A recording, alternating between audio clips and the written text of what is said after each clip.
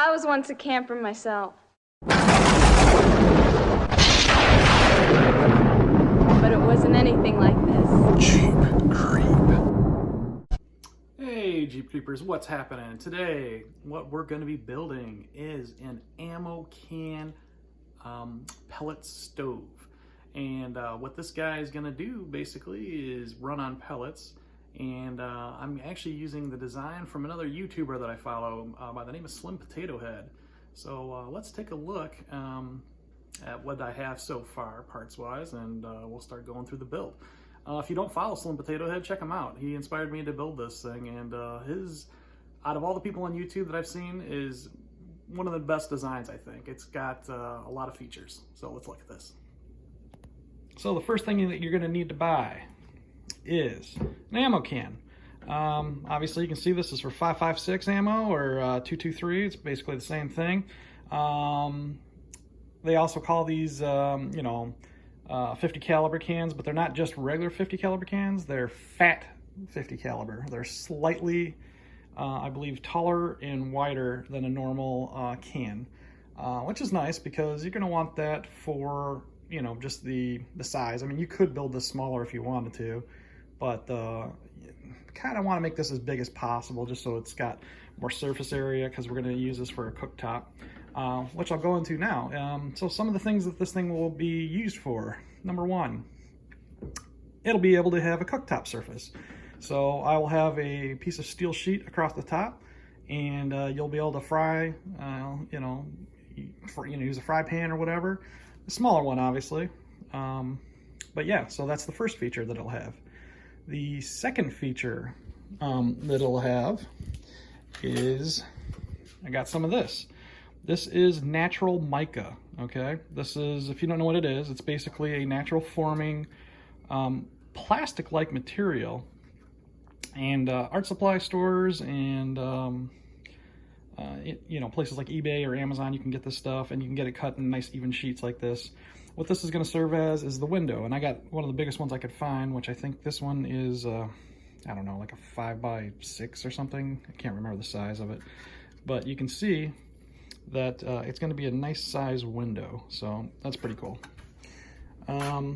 For the door, we're going to put a door on the side of this, and what we're going to do is just cut a pattern and get a piece of thicker steel for the door. And then I got this really cool hinge kit. You could do like a normal drop down hinge thing like you would see like in a fence door or whatever, but I kind of like this because it locked.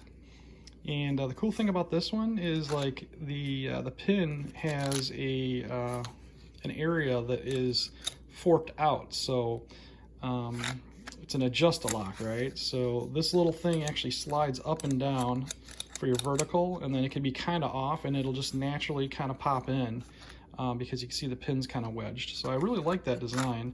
That was only a couple bucks at Home Depot. The other thing you're going to need,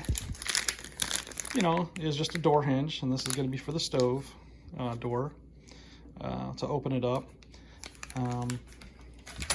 What you can use for the chimney, because you're gonna have two pipes, at least with this design.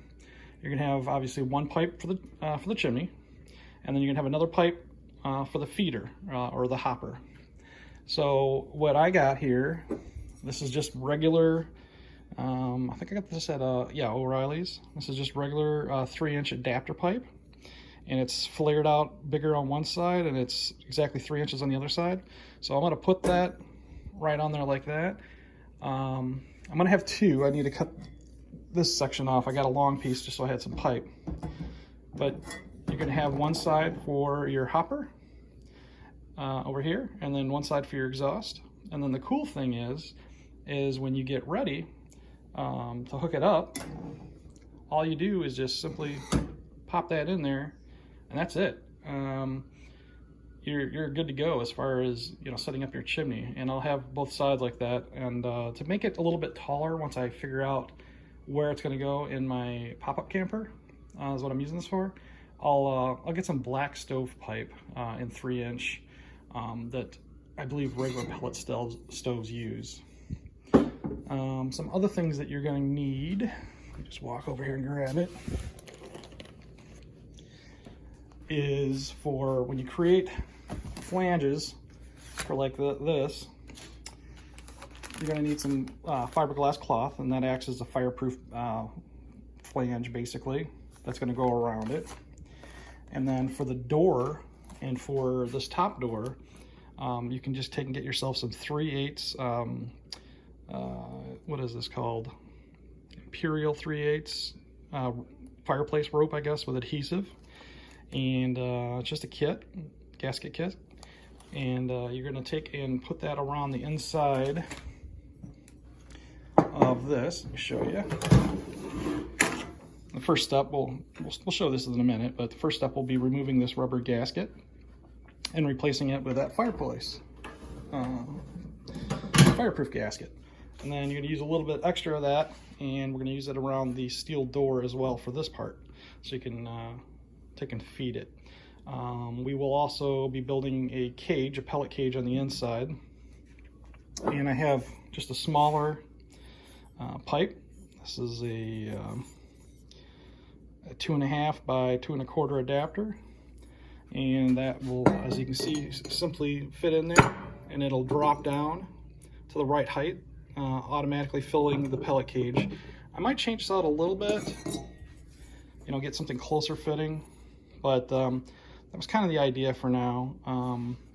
To hold this together, Slim Potato Head, he didn't have a welder, so he basically just took and made a flange, you know, with a vise, and hammered it out to where it kind of went over, and then he used some of the fireplace gasket, or the fiber cloth, I should say, and used rivets. And he riveted everything together, which you can do. I think I'm just going to weld it because I have a welder and it's easier, but if you don't, that's what you for sure could use. You could do this with minimal tools. At the very least, you're going to need a hacksaw and a drill. And if you want, you can use rivets. I think that's the very basic way to do it. Or if you want to do it up a little bit bigger like I do, I have a drill press, I have a hacksaw, I have a bandsaw, I have a welder. I've got a lot of tools, so I'm gonna do it the easiest way I can. But don't let it discourage you. There's 100 different ways you can build this thing. All right. The first step is going to be getting this handle off. Now, I've seen a lot of people do this. What a lot of people will do is they'll just kind of cut and then just kind of hammer and pry. These are like tack weld riveted, I think, or spot welded.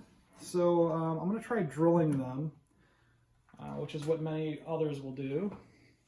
And you don't want to put a hole through the lid, because that'll kind of defeat the purpose here.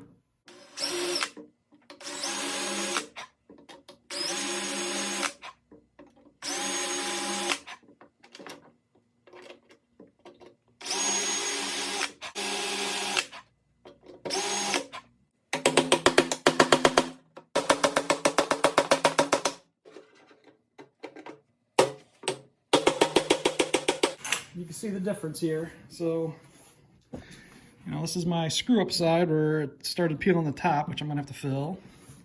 This is my better side. So the only bad thing is you know, it leaves little dimples, so you don't want to drill too far, but it came up pretty good. I'm gonna try to sand this down a little bit and fill that. So this hinge just pops out of place like that. You kind of slide it. And we got our top piece. So let's get something small to pry that up with.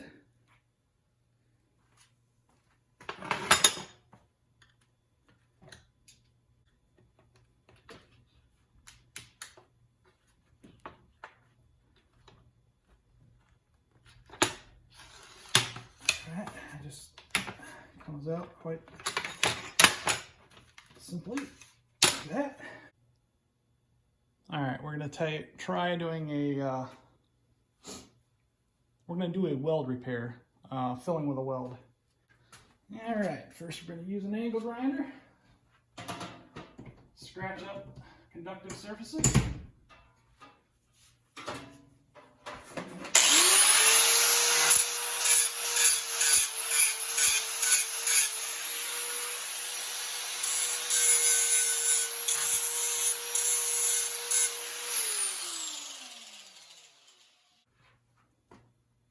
Down clamp on there.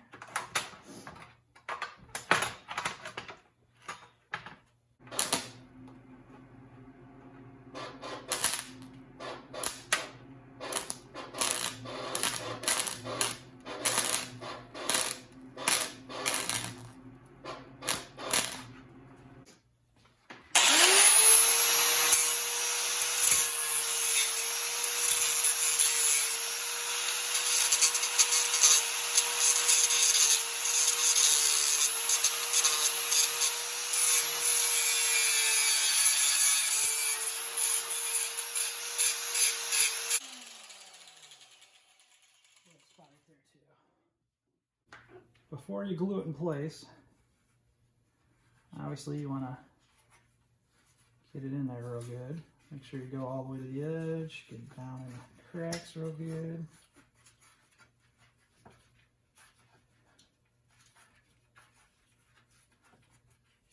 That.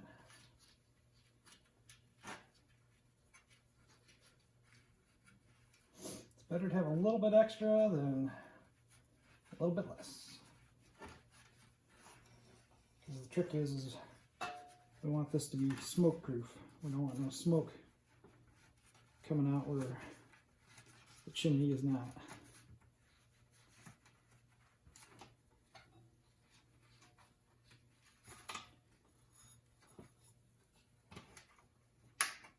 Okay, make sure I'm down in the corners real good.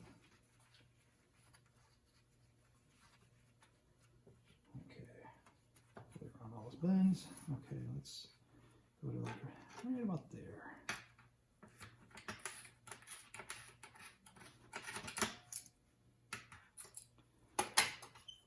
Perfect. Okay. Wrap up our remaining cord, which we'll be using for the door. Fill this back up.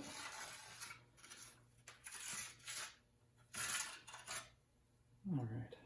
What you want to do, according to the instructions as well, is fill your groove with the glue and then put your gasket down on top of that. So I'm going to go ahead and use a nice liberal amount of glue.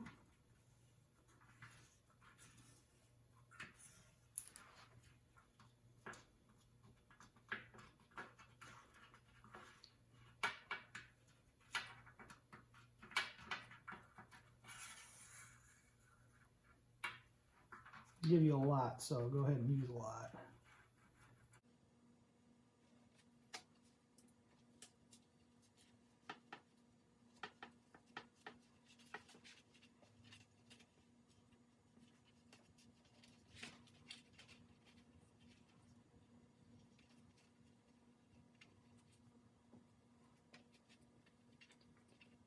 Real nice.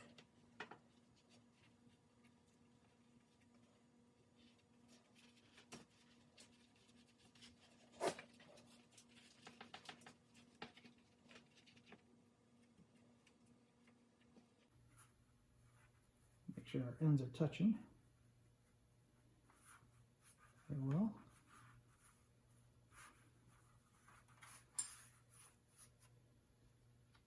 This stuff's kind of deceiving too, so be careful. Like, you can kind of stretch it longer or squish it shorter because it's braid, right?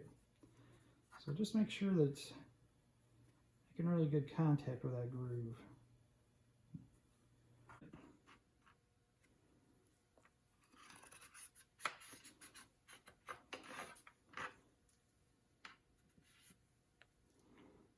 And then this will be our exhaust side.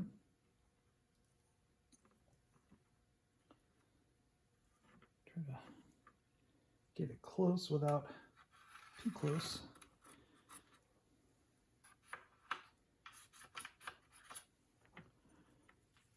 Okay, that looks pretty good. What I'm going to do is run a steel wall through this to reinforce it like that, and also that will keep the heat in the ammo box longer, because it'll burn right here. It'll have to travel around and around this wall. So let's get our holes cut. Okay, let's see if we got the right tool for the job now. Took and bought a new blade for my jigsaw.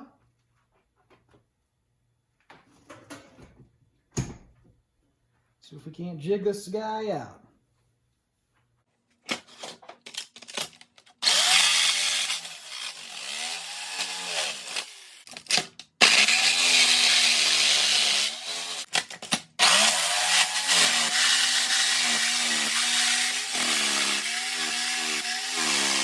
Too bad.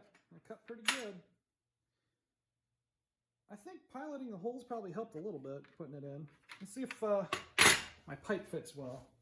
The reason why I kind of wanted to keep these pieces is because I can use it as a flue. I'm going to take and sand it down and jam it right in there.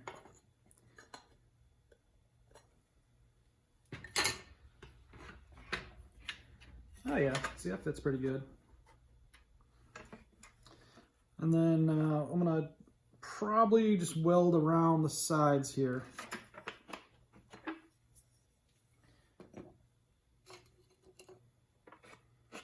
I'm pointing sand in that. That looks pretty good. Alright, well, I'm going to scratch this with that other bit so I can at least get the orientation down. And then drill it and jig it. That process seems to work pretty good. Let's see where this lands. Get as close as possible to that edge. Right about there. Okay. Let's get scratching. There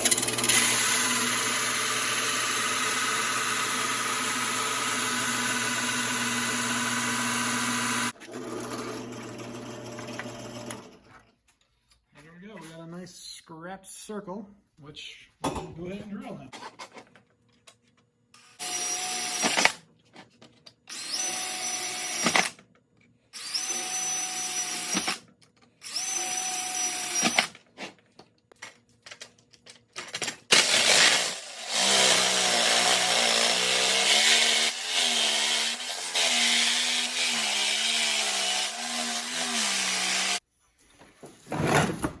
Is not mounted down, so of course this is the wrong way to be using a bench grinder.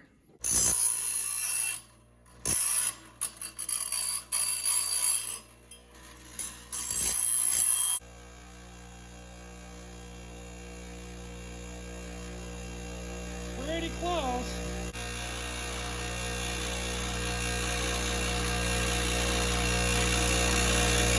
Hey, not too bad, not too bad, not too great.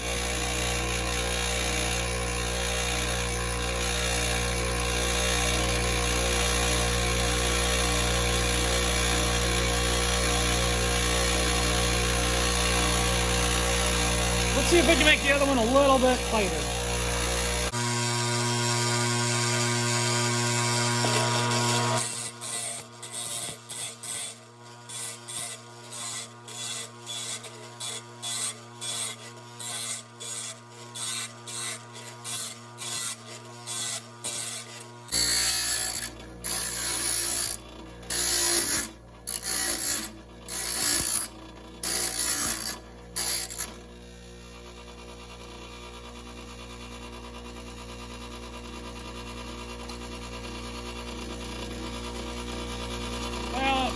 That's it. That's closer. I think this pipe's a little bit off. But I mean, that's a pretty tight fit. You can see an air gap around it, but this ain't perfect.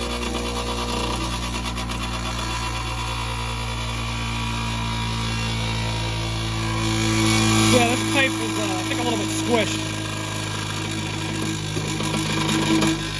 Let's hold this thing until it cools off. or slows down, whatever.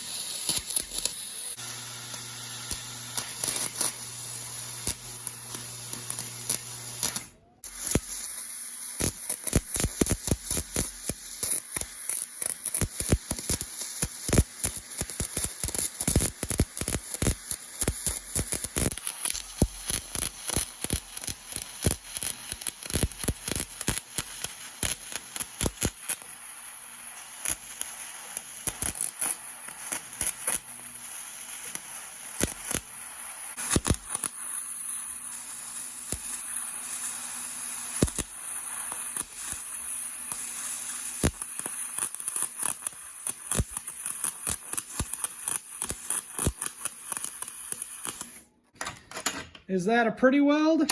No, no, no, no. That is the ugliest weld I've ever seen in my life. But you know what? It's my weld. And we'll keep practicing, all right? Best way I found to fix an ugly weld? JB weld. So there's those that can weld and there's those that can JB weld.